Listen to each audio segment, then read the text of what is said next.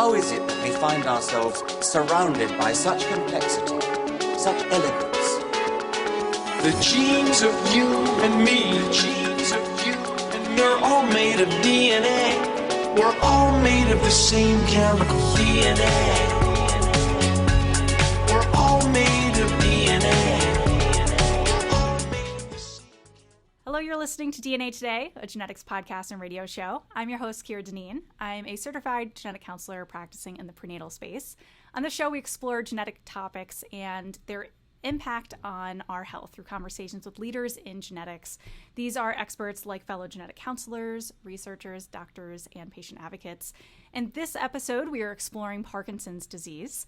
I'm joined by Dr. James Beck, Chief Scientific Officer at Parkinson's Foundation, and Dr. Ignacio Mata, member of the Parkinson's Foundation Hispanic Parkinson's Advisory Council, and an assistant professor of molecular medicine at the Cleveland Clinic Lerner College of Medicine. So thank you both so much for coming on the show and diving into Parkinson's disease with me.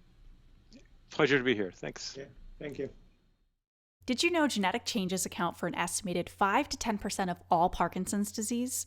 And these genetic changes can be passed down to family members. That's why Picture Genetics offers Picture PD Aware, an at-home DNA test for Parkinson's disease risk.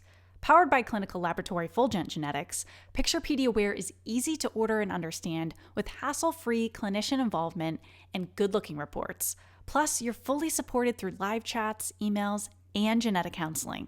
To order your Picture PD Aware kit, use code DNA Today for 25% off and free shipping. Get actionable genetic insights today to benefit your family of tomorrow. Did you know you can get actionable results from polygenic risk scores? Polygenic risk scores allow healthcare providers to more effectively help patients lower their risk of life-threatening common diseases. However, since this is a new application, it's easy for healthcare providers to misuse and misinterpret polygenic risk scores. That's where Allelica is key. Allelica has developed polygenic risk scores that provide risk for conditions based on established guidelines. Their software allows healthcare providers to simply upload genotyped data and receive a clinical-grade polygenic risk score report. Allelica makes it clear that the percentile of a polygenic risk score is useless. Rather, it's the relative or absolute risk that matters. Allelica assesses the absolute risk and provides a lifetime or a 10-year risk depending on the guideline of each disease. This leads to easier interpretation for healthcare providers and better care for patients. Learn more in our upcoming episode with Allelica in January. But if you can't wait to find out more, head over to allelica.com. Allelica, empowering the next generation of clinical genomics. Do you have patients with primary mitochondrial myopathy? There's a new clinical study looking for people with PMM to enroll. People with primary mitochondrial myopathy can experience muscle weakness or exercise intolerance. This study is assessing the efficacy and safety of a drug to help patients walk further by improving their muscle function. Find out about the study for primary mitochondrial myopathy and how your patients can participate by going to pmmstudy.com. The link is also available in the show notes and at dnapodcast.com. So I thought we could begin the conversation talking about how Parkinson's disease affects the body, just to lay the foundation so that then we can talk about all the genetics that we know of so far for Parkinson's disease. Dr. Beck, do you want to start out with just explaining how Parkinson's disease affects the body? Yeah, absolutely. So for most people, Parkinson's disease will appear as difficulty in movement. Parkinson's disease is a neurologic disease. It's a progressive degenerative disease of the brain, primarily affecting movement. So as I said, people may have some difficulty walking. They'll experience some stiffness. Interestingly, a lot of people present because they have sore shoulders, again because of the muscle stiffness, and will complain of that as part of that process. But the people with PD experience what's called bradykinesia, slowness of movement. They will have sometimes a tremor in one hand as it presents, and this is a slow-moving tremor that disappears when they move their hand. They may have some trouble with balance and posture, and some other issues with the stiffness, rigidity that may accompany it. But most people who develop Parkinson's are in their mid-60s, maybe a little later for that. But as we'll discuss today, there's some individuals who have genetic forms of Parkinson's disease, which is relatively rare cause of the disease, who may be even younger than 40. develop Parkinson's disease. But by and large, people with PD develop the disease for reasons we don't know. And that's part of the efforts behind PD generation, and certainly behind Dr. Mata's work to really understand the full genetic scope of what is behind Parkinson's disease. So let's dive into that. What do we know right now, Dr. Mata, about the genes that do play a role in Parkinson's disease? Is there a list so far of what we've identified? Yeah, I think is a growing list, so it never stops. Every time I go give talks, I always have to keep updating the table, which is good, right? I would say that the genetics cause of Parkinson's is relatively new. I would say maybe 20 years or so. It was first believed to be mostly environmental, and then I think studying some of the original families with Jim said. With maybe a little bit earlier onset, which might suggest that has some genetic predisposition. Some of those families start, led to the researchers identifying the first gene was synuclein. The synuclein gene then came Parkin, and this was in 1997. So as I said, over 20 years ago, and then now we're up to maybe 23, 24. Genes that cause familial forms, right? So that's one of the things, as Jim mentioned, from the clinical aspect, Parkinson's disease is very complex. And from the genetics, we see this complexity as well, with many genes in different pathways being affected. But on top of that, there's a lot of genetic risk factors. So the last study that came out a couple years ago identified at least 78 genes that are also associated with risk. So they don't cause the disease, but increase somebody's risk to develop the disease as well. So again, there's a lot of players in the game. And that's an important distinction to make of, we found a genetic change in someone that has Parkinson's disease that we say this caused Parkinson's disease, whereas there's others that you're mentioning more, and like I think you said 78, something like that, genes that we say, well, these could play a role in the development of Parkinson's disease. And I think that concept in genetics, sometimes people don't quite grasp right away that there is a difference with that. So if we're looking at genetic testing panels, how many of those genes are on the panels? Is it more in the 20s that you were saying of the genes that cause the condition versus those risk level genes? Like, what do the panels look like that are available for people, starting with people that have Parkinson's disease that are looking to see, is there a genetic cause that we can identify? That's a great question. And we just had a paper accepted about this, taking a look at panels. Very exciting. Parkinsonism and related disorders. So hopefully it'll be coming out soon. Collaboration as part of our efforts with ClinGen, NIH clinical genetics effort.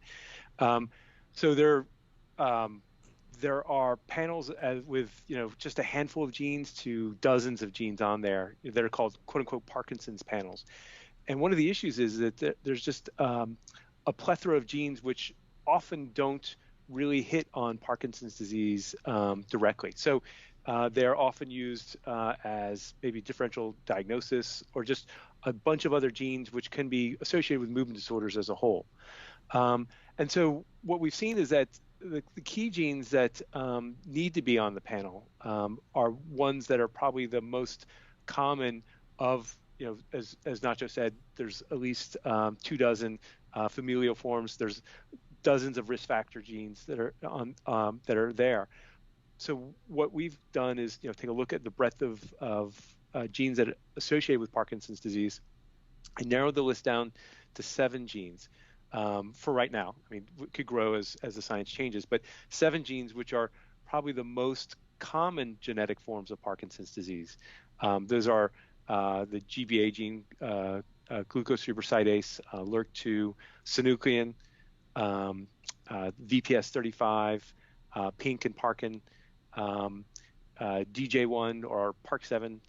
I guess it's going to be called now. I'm speaking a little out of turn because my background is as a bench scientist, not a gene jock like Nacho is. But it's these are the genes. I think I counted all 7. So these are the genes that really are probably the most common of what are rare forms of Parkinson's disease, and ones that are also the ones that are actionable today. So Something we didn't discuss is what does it mean if you have a genetic form of Parkinson's disease? How does that affect your treatment? Right now, it doesn't. But we're on the cusp, and certainly Nacho's work is there to help drive us forward where that can change. And so because it doesn't influence the genetic testing doesn't influence care, the panels are really kind of incomplete. So for instance, and I'm going on a little bit too much, but the GBA gene is one that's very difficult to sequence. And so you will find that often just by itself, and it won't be on the other panels. But when we look at our testing of our PD generation study, we find that about half the people who've come through with a genetic link to Parkinson's disease have a variant in GBA, a pathologic variant. So it's really important to have panels that are complete, panels that are not just hotspot testing. We've talked, I'm sure your prior guests have talked about genotyping versus genome sequencing. We offered genome sequencing through our panel and trying to really get a firmer grasp of what are the variants there in the genes and are they pathogenic or not. Yeah, I think that's important to look at. Okay, if I'm getting a panel of genes, what are those genes included, and is this expansive enough? And you brought up a good point of if someone has Parkinson's disease, we're not necessarily finding, oh, this is the genetic cause every time. Dr. Mata, how often do we find in a patient that has Parkinson's disease, that has that clinical diagnosis, oh, here's the genetic cause for it? Like, what % of cases would you say? Well, so I should probably mention that about 20 to 25% of individuals with Parkinson's disease will say that they have another family member affected. So they're familial cases, but out of those, about probably close to 10%, we think that they're truly genetic forms of Parkinson's disease. So if you just take a whole cohort, for example, this is one of the things that PD generation is really helping to understand is, you're offering this to anybody that wants to get genetic testing, not based on, familial family history or your age of onset or anything. Anybody can go get tested, and we're seeing that the percentage is a little bit higher than we thought. I think it's close to 16% right now, right, Jim? So 16% of all individuals that are participating in PD generation at the moment we've been able to identify a variant that is pathogenic, and that doesn't include obviously variants of unknown significance, which there's a few of them in there, or other things that we're not really sure. So it's probably an underestimate. There's probably even more, but I would say in general it will be close to 16 to 20% maybe. Yeah. And so these are individuals that may not have Parkinson's disease themselves, so that you're talking about doing the testing, that it's just people that may have the family history. Am I getting that right? No. These are to be able to participate in PD generation, you have to have a diagnosis of Parkinson's disease. What I'm saying is that they don't have to have family history. So usually when you do this through research, or if it's the clinician that is asking for one of their patients to have genetic testing, they usually will select, right? So they'll select those individuals that they think that they have a higher risk to have a genetic form, which is usually derived by family history, or if you have very early age of onset. So those are usually the two things that if a clinician see a patient like this, will say, we should get genetic testing and see what happens. The PD generation, what it's doing is that anybody can come if they have the disease. So we're having a better view of what the percentage is that individuals that might have a genetic cause of the disease. Yeah, because before we couldn't really tell. Yeah, and I think that's a really good point Nacho brings up.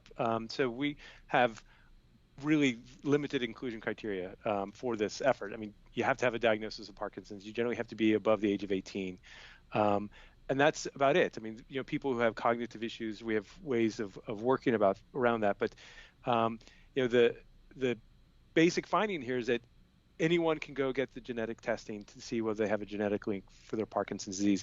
And when you talk to the clinicians who because genetic testing has been prohibitively expensive, it's not covered by insurance. I mean, that's a key thing to mention, for at least for Parkinson's disease, because of their age and its inability to influence care. Insurance companies don't pay for it. And then and you can appreciate this too, Kira, is that Medicare doesn't cover genetic counseling because older people, why Not would they yet. need it? Yeah, not yet. Yeah. And so the foundation is working, to help advocate to get that changed, because it's so important to have the counseling, not just the results, because it's been a long time since people have had biology in high school, and biology in high school probably was a lot different back then than it is now.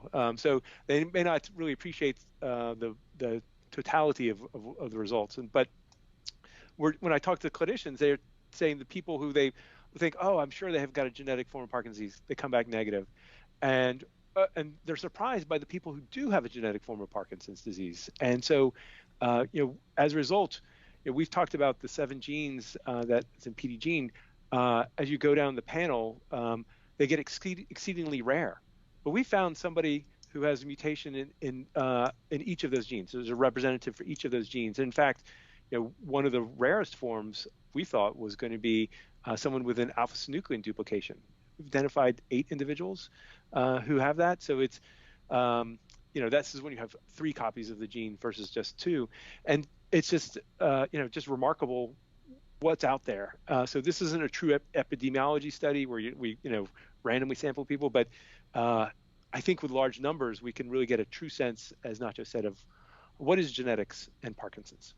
And what conditions, or not conditions, what genes are coming up more than we expected? As you were talking about, of those 8 patients that had it in a rare gene that causes Parkinson's disease. Curious about your own genetic risk for Parkinson's disease? Picture Genetics' newest DNA testing kit, Picture PD Aware, is designed for you. There's a 4 to 9% higher risk of developing the disease if you have a family history of it. So Picture PD Aware is for anyone who wants to access their genetic risk for developing Parkinson's disease to be the most prepared for your future. Backed by Picture's parent lab, Fulgent Genetics, Picture PD Aware provides clinical reports with genetic counseling support, so you're fully supported and educated about what the results mean for you and your family. Plus, 50% of all proceeds from the PD Aware test go to the Parkinson's Foundation, a nonprofit organization committed to making life better for people with Parkinson's disease. Visit picturegenetics.com and use code DNA Today for 25% off and free shipping. Again, that's picturegenetics.com with code DNA Today for your Picture PD Aware kit. Get actual genetic insights today to benefit your family of tomorrow. Unfortunately, there's an underrepresentation of people of non-European descent in genetic studies. We've explored this in multiple episodes of DNA Today. Alilica is also very aware of this issue and how polygenic risk scores developed for people who are of European descent cannot be applied to other ancestries without further validations. To directly address this, Alilica developed new models to improve predictive power in non-European people. Alilica validated their polygenic risk scores in non-European populations to provide ancestry-specific genetic risk assessment. Interested in learning more? Visit alilica.com. Alilica, empowering the next generation of clinical genomics. If you have patients with primary mitochondrial myopathy, please let them know about a new clinical study looking for participants. Primary mitochondrial myopathy leads to debilitating symptoms of muscle weakness and fatigue, which means there's an urgent need to find an effective treatment. That's why the study was started. It's a new clinical study to test the efficacy and safety of a drug for people with PMM. During the study, participants will be administered daily medication. The objective of the study is to see if people can walk further and complete other exercise tests better after 24 weeks of treatment. You can connect with a patient advocate in PMM today to learn more about the study, including how your patients can participate. Also, stay tuned for a full episode of DNA Today about mitochondrial disorders, including this study, on February 4th. To learn more about the study, you can visit pmmstudy.com. This link is also available in the show notes and at dnapodcast.com. You can also learn more about other clinical studies for genetic disorders through knowrare.com. There are studies for sickle cell, achondroplasia, cystic fibrosis, and more. Again, that's knowrare.com. So people that might be listening that say, okay, I have Parkinson's disease, I have a family member, a loved one, okay, let me get them tested. What's going to be the cost associated with the test for them? I know we talked about insurance coverage being an issue. So if they were doing through you guys, through the PD generation study. Yeah, so I guess if they did it privately, it could be expensive. But through the PD generation study, we cover the cost of the test. And so the test itself is free as part of that, and genetic counseling is covered as well. So it's important that we make this available. And I know that you've had guests from Fulgent on in the past, and we work very closely with that company to develop our panel and to ensure that the reports that come back are easily understood by both clinicians, patients, and helpful for genetic counselors as well, so that they can really make heads or tails of what the results are. Yeah, the reports are certainly very easy to read from Fulgent Genetics, Picture Genetics, kind of they go by both names. So for people that are doing this testing, we have found that the risk for someone to develop Parkinson's disease can differ based on their ethnicity. Focusing on the Hispanic ethnicity, Dr. Mata, I'd love to hear more from your perspective in terms of what is the risk for someone to develop Parkinson's disease if they have Hispanic ethnicities. How does this compare to other ethnicities? Well, we should start by saying that everything that we've talked so far in terms of percentages and mutations and the genes that are affecting Parkinson's disease, all this comes from Europe, mostly European or studies in European individuals or European ancestry, as you said. So usually mostly coming from Europe or the US. So there's very little that we know about any other population. I think populations in Asia are catching up. So there are more and more studies coming out of Asia. But in the U.S., there's two big populations, both African Americans and Latinos, where we really don't know much about the genetics. Not only in Parkinson's disease, but in most diseases, they're very underrepresented. So that's a problem, obviously. So I've been studying the genetics of Parkinson's disease in Latinos for a while, and everybody asks me, so do they have a high risk? And unfortunately, that's something that we are not sure because there's not that many epidemiological studies that have been done in places without biases that we can get really a good idea. There are a couple of studies that were done using Medicare and Medicaid data here in the United States. And we see that at least the risk is probably as high, if not higher than European populations for Hispanics.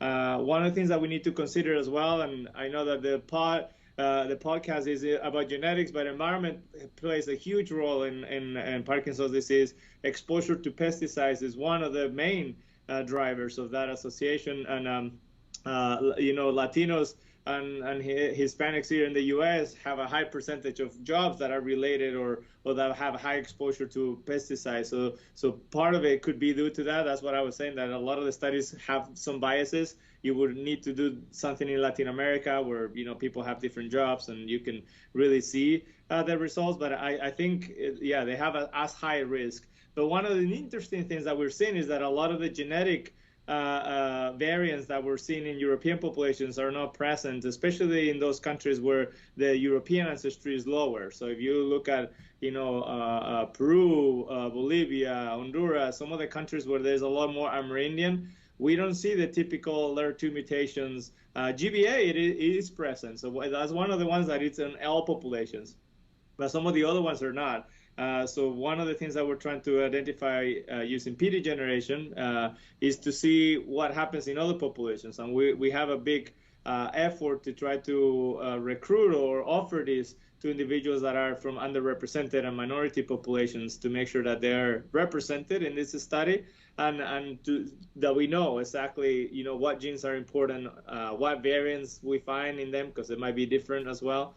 So I think this work is really very important. That needs to be done because in terms of not only the panels, but also if we're talking about precision medicine and trying to use this information, we want to make sure that this is good for all populations and not only for white European individuals. So I think it's very important to discuss this. Yeah, very well said. Yeah, go ahead, Dr. Yeah, Beck. I was just going to add that exactly. I mean, when we talk about precision medicine, we don't want to leave anyone behind as a result of it, and it's not perhaps behind in the way you think about it, because as a company looks to go for approval for a therapy which targets a genetic form of Parkinson's disease, they're going to have to list variants that this might be relevant for, because they'll have as part of their package. And if that gets left off from a population that's already underrepresented, the insurance might not even cover medication for these individuals because they don't have the right mutation.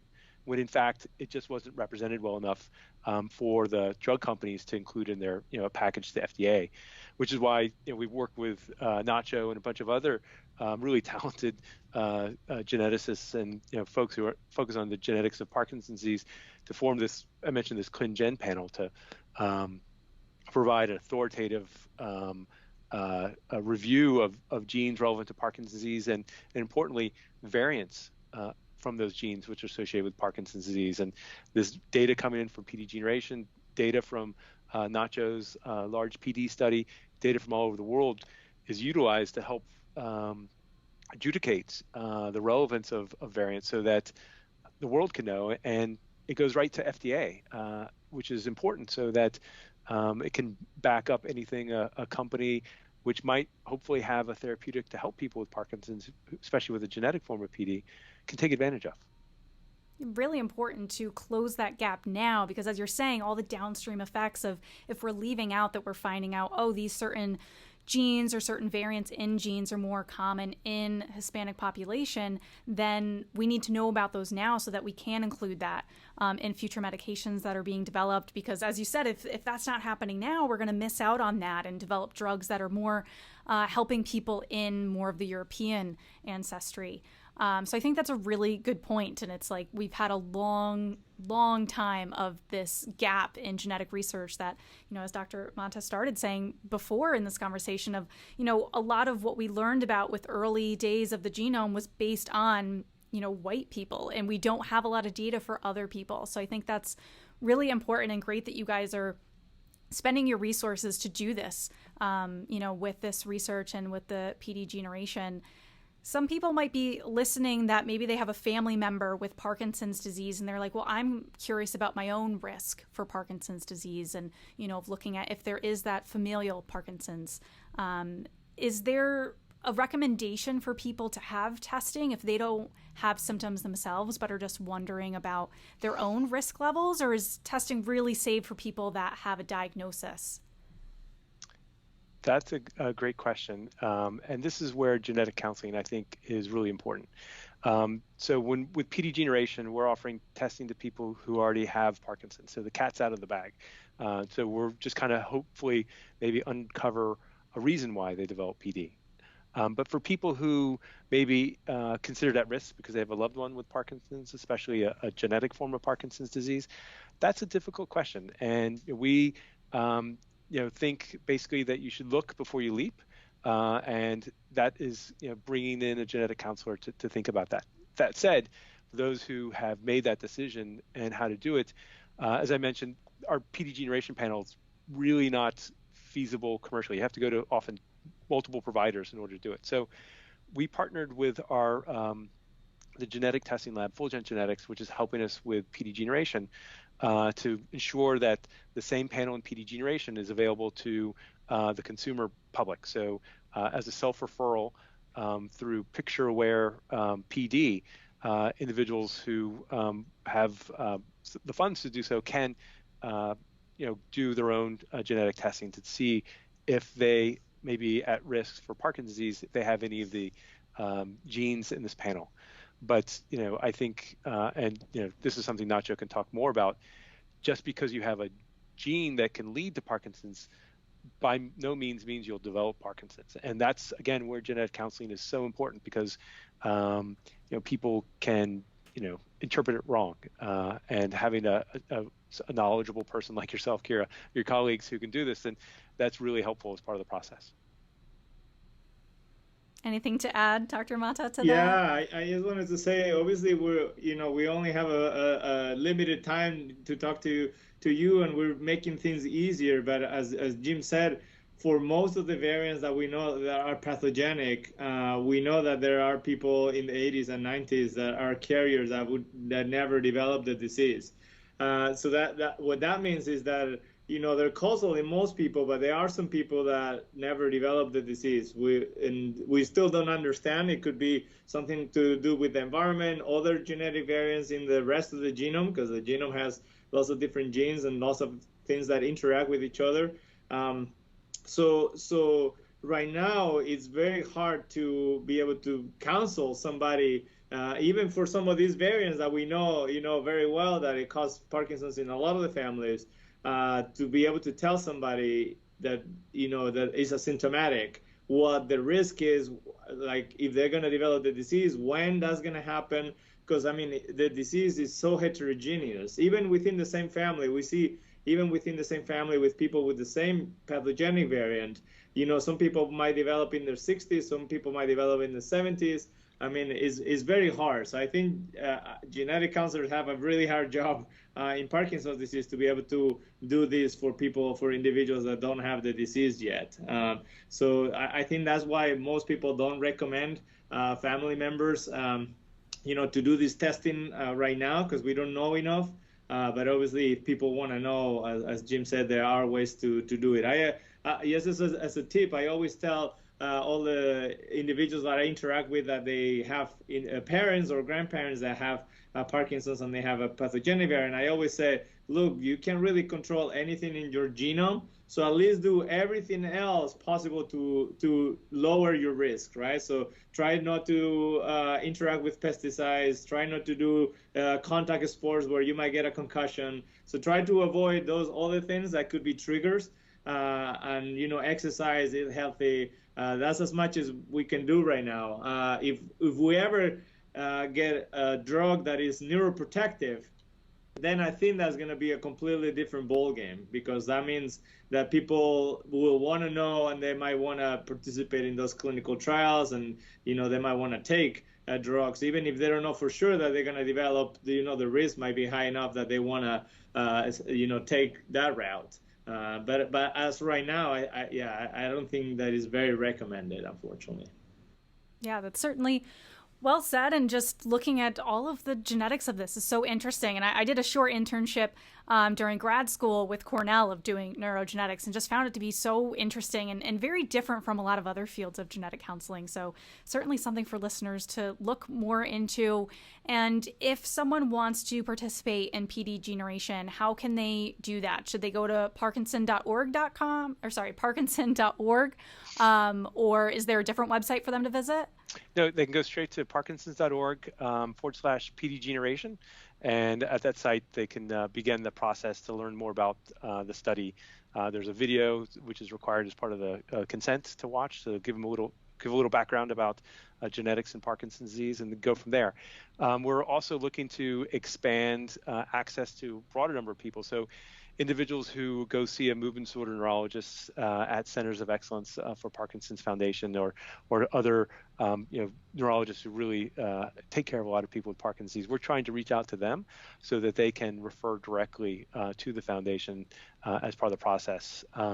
We've got a lot of interest in this, and that's fantastic. We're a small foundation that's doing our best, and so as we get more support, we can open up more opportunities to do this. But as we've said, genetic testing is expensive, and we are paying less because we committed to $15,000 from our provider, but that's not something that's really easily done for most people, or even for the foundation. So we're hopeful that as we accumulate this data coming through, it's researchers like Dr. Mata here and his colleagues can really hopefully make a lot of it, as well as the opportunity to educate people with Parkinson's, what might be the cause of their disease.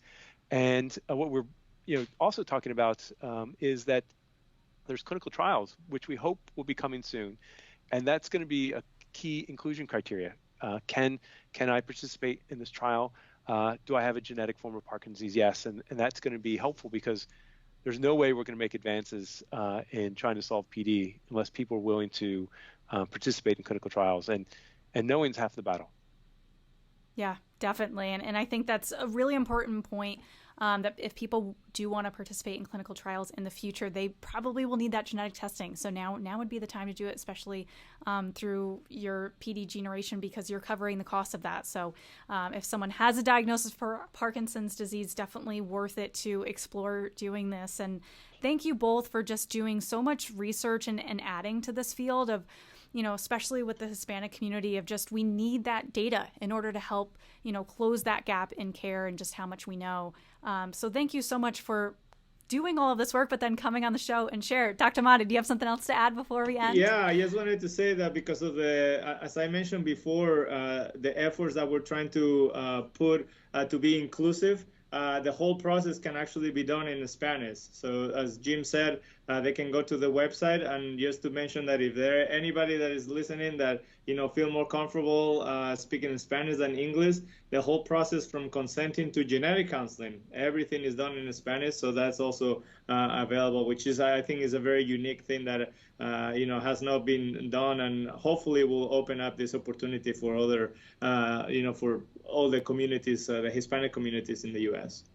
Yeah, that is fantastic, because sometimes it is hard if you're talking in language that is not your native language. It's hard enough to understand all this information. So taking one less barrier out, that's fantastic to hear. So again, you can go to parkinsons.org, and you can learn more about the show by going to dnapodcast.com and search DNA Today on all of the social media to interact with us there. And this episode is also available on YouTube if you'd like to watch it.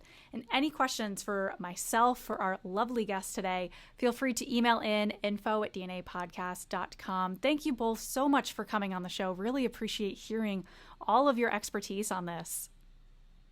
Thank you very much. That was fun. Yeah. Thanks for listening, everybody. Join us next time and learn to discover new advances in the world of genetics. The genes of you and me, the genes of you and me, we're all made of DNA. We're all made of the same chemical DNA.